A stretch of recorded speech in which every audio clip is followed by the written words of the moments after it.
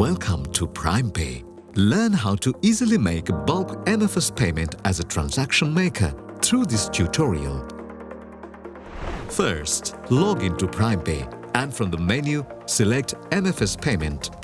Then choose the Make Activities option. From the MFS Payment dashboard, select the MFS Data Upload option. Click on Click here to download MFS sample format and download the system-prescribed format. Fill in the required information in the downloaded format and save the file.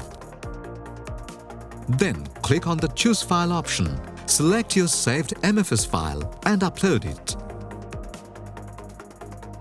Select the account from which you want to make the payment. Next, select the checker for your transaction. Then select the authorizer for your transaction. Choose the transaction mode based on your need: single debit, multiple credit, or single debit, single credit. Once all the information is confirmed, select Create Badge, click OK and complete your transaction.